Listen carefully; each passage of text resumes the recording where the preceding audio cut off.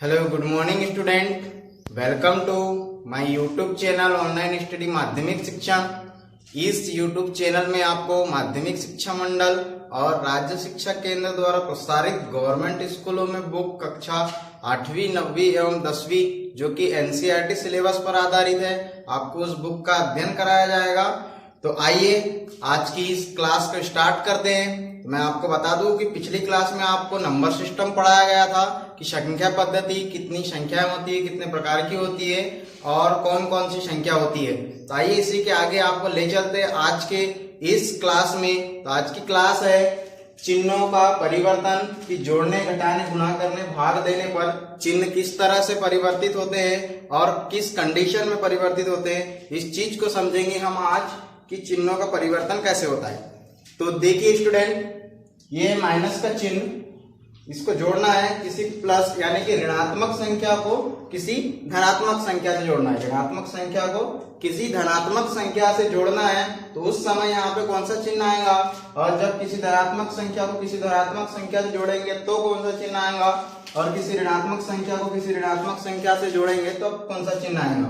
तो आइए हम देखते हैं कि यदि यहाँ पर जैसे ऋणात्मक संख्या है, जब यहाँ ऋणात्मक संख्या है इसको हम किसी धनात्मक संख्या से जोड़ेंगे तो जब भी आपको इस तरह से असमान चिन्ह वाली संख्या मिलेगी तो असमान, एक बात याद रखेंगे आप कि असमान चिन्ह वाली संख्याएं हमेशा घट जाती है। असमान चिन्ह वाली संख्या हमेशा घट जाती है और उसमें जो दोनों संख्या होती है उसमें जो बड़ी संख्या होती है उसके सामने का चिन्ह लगता है। तो जो बड़ी संख्या होती है उसके सामने का चिन्ह लगेगा। यदि मान लो कि संख्या ऋणात्मक है और उसके सामने की जो संख्या है वो बड़ी है तो ऋण लगेगा, और यदि धन के सामने वाली धनात्मक संख्या बड़ी है तो आंसर में धन लगेगा। अब आइए देखते हैं कि दो धनात्मक संख्या को जोड़ने पर उसका योगफल क्या होगा और दो ऋणात्मक संख्या को जोड़ने पर उसका योगफल क्या होगा। तो आपको बता दूं, समान चिन्ह वाली संख्या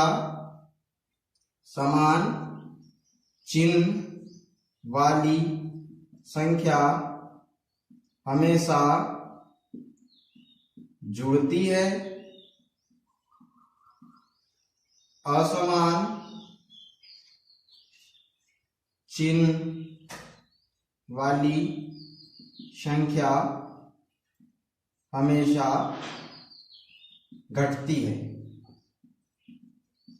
ना। तो जो समान चिन्ह है जैसे धन है, ये धन है तो संख्या जुड़ेगी और इसमें क्या है, मूल चिन्ह लगता है। जैसे दोनों धन है तो आंसर में धन ही लगेगा, और ये दोनों ऋण है तो आंसर में ऋण ही लगेगा। जैसे कि एग्जांपल आपको बताऊं कि जैसे असमान चिन्ह वाली संख्या हमेशा घटती है। जैसे यहाँ पे -8 है, इसको हम किसी दूसरी संख्या 10 से जब जोड़ेंगे तो यहाँ देखिए दोनों के जो चिन्ह है वो असमान है, और ये जब संख्याएं क्या होगी, आपको मैंने बताया कि असमान चिन्ह वाली संख्या हमेशा घटती है तो बड़ी संख्या से छोटी संख्या को घटा दिया जाएगा, और जब बड़ी संख्या से छोटी संख्या को घटाएंगे तो यहाँ बचेगा 2, और जो चिन्ह लगता है वो बड़ी संख्या के सामने का। तो जैसे बड़ी संख्या है 10, 8 और 10 में बड़ी संख्या 10, 10 के सामने धन का चिन्ह, तो ये जो आंसर आएगा वो क्या होगा, धनात्मक होगा। यदि हम मान लो कि ऋणात्मक वाली सब संख्या वो बड़ी है तो कैसे करेंगे।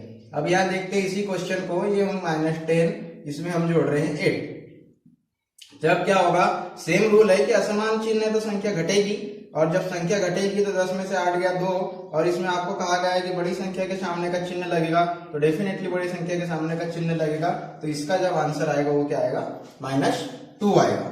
अब आइए आगे देखते हैं, ये है प्लस और ये प्लस। जब धनात्मक संख्या जुड़ेगी तो क्या होगा, जैसे कि हम 2, ये भी धनात्मक है और ये 4 ये भी धनात्मक है, इसको आप जोड़ेंगे तो 6 आएगा, यानी जो आंसर है ये धनात्मक आएगा। अब जैसे ऋणात्मक और ये ऋणात्मक, अब ये देखिए समान चिन्ह है, इसमें -4, इसको हमको जोड़ना है किसी दूसरी संख्या -6 से। तो देखिए समान चिन्ह है, ये प्लस माइनस माइनस हो जाएगा तो 4 - 6 हो जाएगा, और जब ये 4 - 6 होगा तो समान चिन्ह होगा। समान चिन्ह वाली संख्या हमेशा जुड़ती है, तो 6 और 4 10, और जो इसका जो चिन्ह लगता है मूल चिन्ह लगता है, दोनों में माइनस है तो माइनस, और यहाँ देखिए दोनों में प्लस था तो यहाँ क्या लगा प्लस। और हमेशा जो धनात्मक संख्या होती है उसमें ऐसा प्लस का साइन नहीं लगाया जाता, जैसे कोई संख्या लिख दिए तो धनात्मक नजर आती है, और यदि कोई ऋणात्मक होती है तो उसके सामने ऋणात्मक ऋण का चिन्ह लगा दिया जाता है, समझ आ जाता है कि ये ऋणात्मक है और ये धनात्मक है। अब आइए इसी तरह से देखते हैं कि ये हुआ जोड़ने का। अब देखते हैं कि घटाने में क्या होता है। जब हम किसी संख्या को इसी तरह से जब जोड़े हैं तो शायद इसी तरह से हमें कभी घटाना पड़ जाए, तो देखते घटाने में क्या होगा। अब देखिए यहाँ ऋण है, इसको यानी असमान चिन्ह वाली संख्या को घटाना है, तो असमान चिन्ह वाली संख्या को घटाना है तब क्या होगा। तो आपको बता दूं ये माइनस और प्लस है, तो ये हो जाएगा माइनस, ये माइनस प्लस हो जाएगा माइनस, और ये माइनस माइनस हो जाएगा, फिर ये समान चिन्ह आ जाएंगे। यहाँ पर आप देखेंगे यहाँ पे इस तरह से यहाँ कुछ रिएक्शन होगा। ये माइनस कोई ऋणात्मक संख्या है, इसको घटाना है किसी धनात्मक संख्या से, तब क्या होगा, ये जो माइनस और प्लस का गुणा होगा तो ये हो जाएगा माइनस, और ये संख्या है माइनस, तो फिर समान चिन्ह हो जाएगी दोनों, तो इसका जो आंसर आएगा वो काय में आएगा, माइनस में आएगा। यानी असमान चिन्ह वाली संख्या, असमान चिन्ह वाली संख्या जब हम घटाते हैं तो वो क्या होगी, हमेशा जुड़ जाएगी। जो असमान चिन्ह वाली संख्या होगी घटाने में, ये काय का रूल थे ये वाले जोड़ने के। अब जब हम घटाएंगे तो घटाने में ये उल्टे रूल हो जाएंगे कि असमान चिन्ह वाली जो होगी संख्या जुड़ेगी और उसका जो आंसर आएगा वो क्या होगा, ऋणात्मक आएगा। और जब समान चिन्ह वाली संख्या है, जो समान चिन्ह वाली संख्या है वो हमेशा क्या होगी, घटेगी। घटाने के रूल है कि असमान चिन्ह वाली संख्या जुड़ती है और समान चिन्ह वाली संख्याएं घटती है। तो देखिए ये क्या होगा, ये है माइनस के रूल, इसके प्लस के सेम उल्टे थे। जब ये असमान चिन्ह वाली संख्या को घटाएंगे तो जो चिन्ह आएगा वो आएगा ऋण का, और जब समान चिन्ह वाली संख्या को घटाएंगे तो इसमें देखिए आप माइनस से प्लस है तो ये माइनस हो जाएगा। तो इसमें क्या होगा, जब आप इसको घटाएंगे तो ये प्लस माइनस असमान चिन्ह हो जाएंगे, और ये भी माइनस माइनस प्लस हो जाएगा, तो ये भी प्लस माइनस असमान चिन्ह हो जाएंगे। तो जब इसमें आप इसको घटाएंगे तो जो संख्या है बड़ी होगी उसके सामने का चिन्ह लगेगा। यदि ऋणात्मक संख्या बड़ी तो वो लगेगा, और धनात्मक बड़ी तो वही लगेगा। और इसमें भी वही होगा कि ये ऋणात्मक संख्या बड़ी है तो ऋण का चिन्ह, और धनात्मक संख्या बड़ी है तो धन का चिन्ह लगेगा। आइए देखते एग्जाम्पल, जैसे कि हम कोई संख्या लेते हैं कि ये ऋणात्मक संख्या धनात्मक संख्या -12, इसको हमको घटाना है किसी धनात्मक संख्या से।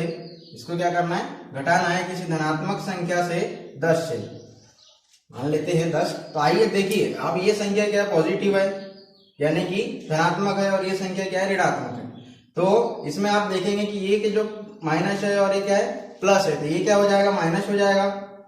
प्लस माइनस माइनस होता है, तो ये हो गया माइनस। अब देखिए ये जो चिन्ह था ये क्या हो गया, समान हो गया। तो अब इसमें समान चिन्ह वाला रूल लगा दो कि समान चिन्ह वाली संख्या क्या होती है, हमेशा जुड़ती है। तो ये जोड़ दो इसको, तो ये हो जाएगा 22, और जो मूल चिन्ह है इसमें क्या है, दोनों में माइनस माइनस, तो यहाँ क्या लगेगा, माइनस लगेगा। तो इसीलिए मैंने कहा था कि असमान चिन्ह वाली संख्या क्या होगी, जुड़ जाएगी, और जो चिन्ह लगेगा वो माइनस का लगेगा। अब देखिए दोनों धनात्मक संख्या उनको क्या करना है, घटाना है। जैसे कि ये एक संख्या है, ये संख्या कोई धनात्मक संख्या है, इसमें ले लेते हैं हम 16, इसको किसी दूसरी धनात्मक संख्या से घटाना है, मान लो 20 से घटाना है। तो अभी मैंने क्या बताया कि जो समान चिन्ह वाली संख्या होती है वो क्या होती है, हमेशा घट जाती है। तो घटेगी, तो ये जो बड़ी संख्या उसमें से छोटी संख्या घटेगी, तो 20 में से 16 गए तो यहाँ बचेंगे 4, और इसमें जो चिन्ह लगता है जो बड़ी संख्या है, जो बड़ी संख्या के सामने का, तो बड़ी संख्या के सामने क्या है, 20 है, तो ये सेम 20 हो जाएगा, और 20 के सामने का चिन्ह लगेगा, यानी ये क्या हो गया, -4 हो गया। अब आगे इसका देखते हैं कि ऋणात्मक संख्या, ये कोई ऋणात्मक संख्या है, -24 ले लेते हैं। अब इसको घटाना है किसी दूसरी ऋणात्मक संख्या -30 से, मान लो। तो आइए यहां देखिए, ये माइनस है, ये माइनस है, तो ये हो जाएगा प्लस, -24 प्लस 30। अब ये असमान चिन्ह वाली संख्या हो गई, तो ये क्या होगी, हमेशा घटेगी। और जब ये संख्या घटेगी तो 30 में से 24 गए तो कितना बच गया, यहाँ 6, और जो बड़ी संख्या के सामने का चिन्ह है वो लगेगा, तो ये क्या हो गया, प्लस। तो जैसे कि मैंने आपको बताया था यहाँ पहले ही कि जो समान चिन्ह वाली संख्या घटती है, तो जो समान चिन्ह वाली जो संख्या होती है उसको घटाने में क्या होती है, हमेशा घटती है, और असमान चिन्ह वाली घटाने में हमेशा जुड़ती है। आइए इसी तरह से आगे देखते हैं अगले। अभी आपने देखा जोड़ना, घटाना, अब देखते हैं कि गुणा कैसे होता है और भाग कैसे होता है। तो गुणा करते हैं यहाँ पे और भाग देते हैं, गुणा करेंगे और भाग देंगे। जब देखेंगे आपकी गुणा करने में और भाग देने में क्या होता है। जैसे कि यहाँ गुणा करेंगे, गुणा करने में क्या होता है कि असमान चिन्ह वाली संख्याओं का गुणनफल हमेशा ऋणात्मक होता है और समान चिन्ह वाली संख्याओं का गुणनफल हमेशा धनात्मक होता है। असमान चिन्ह वाली संख्या का गुणनफल हमेशा ऋणात्मक होता है, ऋणात्मक होता है। और समान चिन्ह वाली संख्या का गुणनफल हमेशा धनात्मक होता है, धनात्मक होता है। तो देखेंगे आप एग्जाम्पल के थ्रू आपको समझाऊंगा। देखिए माइनस है प्लस है, इसका जब गुणा करेंगे आप तो क्या आएगा, माइनस आएगा। और प्लस प्लस का गुणा करेंगे तो प्लस आएगा, माइनस माइनस का गुणा करेंगे तब भी प्लस ही आएगा। यानी कि समान चिन्हों का गुणनफल हमेशा धनात्मक होता है और असमान चिन्हों का गुणनफल हमेशा ऋणात्मक होता है। बाय एग्जाम्पल देखते हैं, ये एक ऋणात्मक संख्या है। मान लीजिए कोई ऋणात्मक संख्या लेते हैं -7, इसका किसी दूसरी धनात्मक संख्या से गुणा करेंगे, मान लो 4 से करते हैं तो 7 4 होता है 28, ये हो गया 28। और जब प्लस माइनस का इंटू होगा तो यहाँ पे जब माइनस लगा है सामने तो यहाँ भी माइनस लगेगा। तो इस तरह से प्लस माइनस यानी असमान चिन्ह है इसमें, तो इसका जो आंसर आएगा असमान चिन्ह का गुणनफल हमेशा ऋणात्मक होता है, तो ये ऋणात्मक हो गया। अब आइए आगे देखते हैं कि दो धनात्मक संख्या का गुणनफल क्या होता है। दो धनात्मक संख्या का गुणनफल लेते हैं, यहाँ लेते हैं 5 × 6, ये दोनों धनात्मक है तो 5 × 6 = 30। देखिए आप जो इसका जो आंसर आया वो धनात्मक में आया। अब दोनों ऋणात्मक लेते हैं कि यहाँ पे ले लिए 8 × 6, ये दोनों ऋणात्मक है।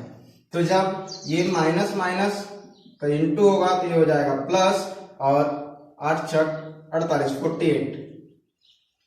जब ये 8 और 6 का गुणा होगा तो 48 आएगा। तो आपने देखे कि जो समान चिन्ह है इनका जो गुणनफल है ये क्या हुआ, हमेशा धनात्मक हुआ, और ये असमान चिन्ह है इनका गुणनफल क्या हुआ, हमेशा ऋणात्मक होता है। इस बात का आप विशेष ध्यान रखेंगे, आपको ये चीजें आगे गणित को हल करने में बहुत काम आएगी। क्योंकि आपने देखा है जो गणित के जो मूलभूत आधार है वो जोड़ना, घटाना और गुणा और भाग ही है ना। तो आइए अब देखते हैं, अभी आपने समझा गुणनफल, अब देखते हैं आगे भागफल क्या होता है। भागफल भी सेम होता है, इसमें कोई अलग नहीं होता। गुणनफल और भागफल हमेशा समान होते हैं कि असमान चिन्हों का भागफल,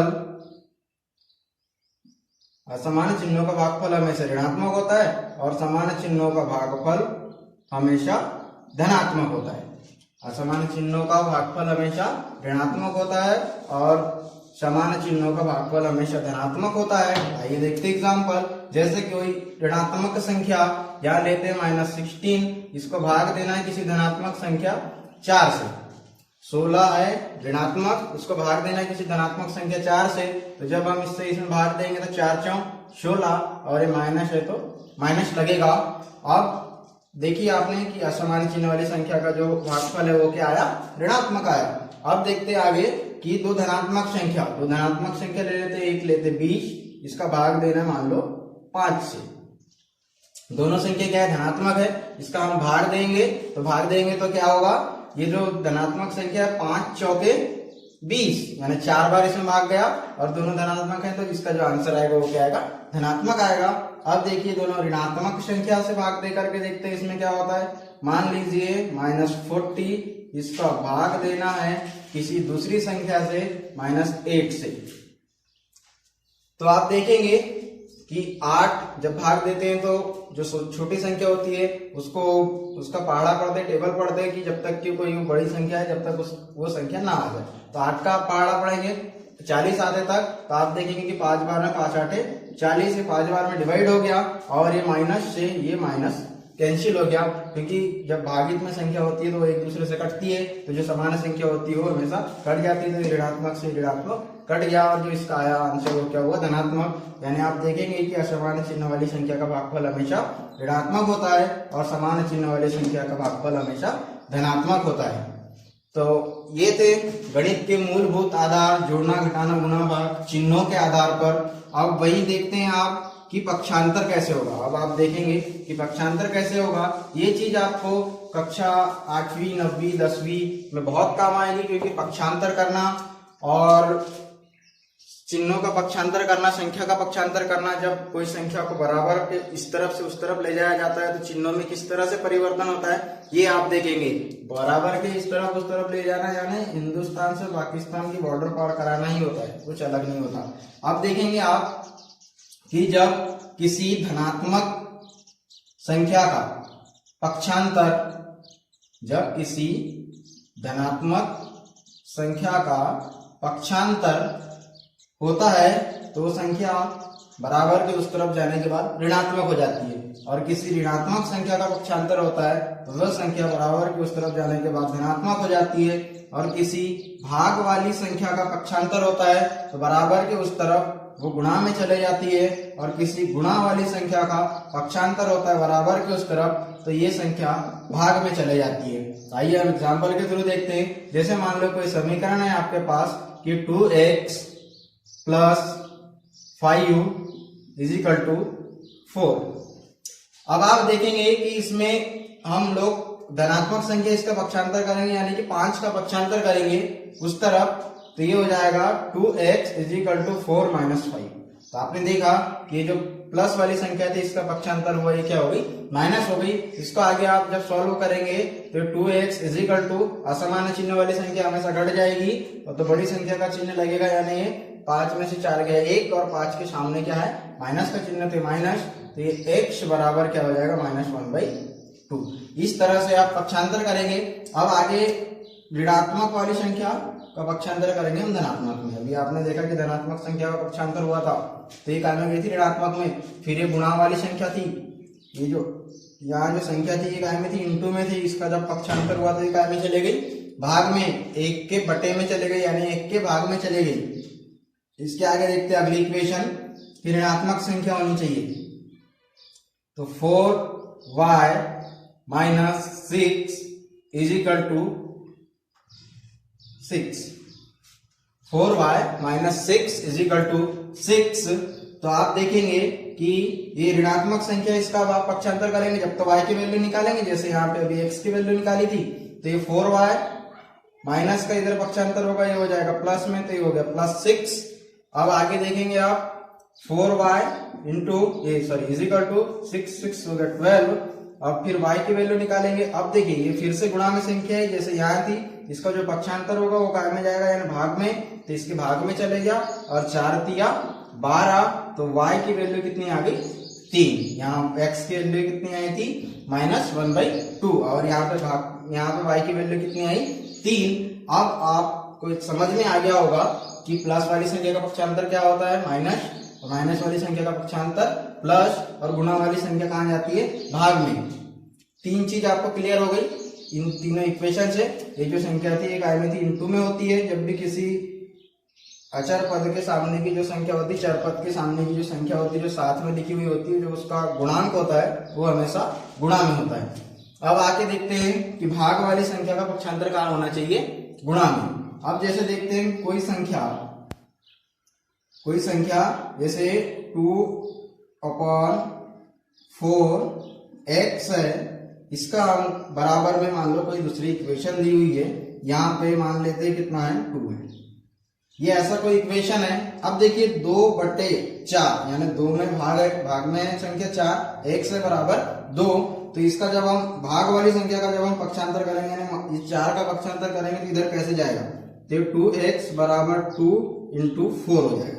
कैसा होगा, इंटू 4 हो जाएगा, यानी नीचे ये भाग वाली संख्या, इसका इधर जब पक्षांतर होगा तो ये काय में चले जाएगी, गुणा में चले जाएगी। जब फिर इसको आगे हल करेंगे आप तो 2x बराबर 8, तो फिर x बराबर हो जाएगा।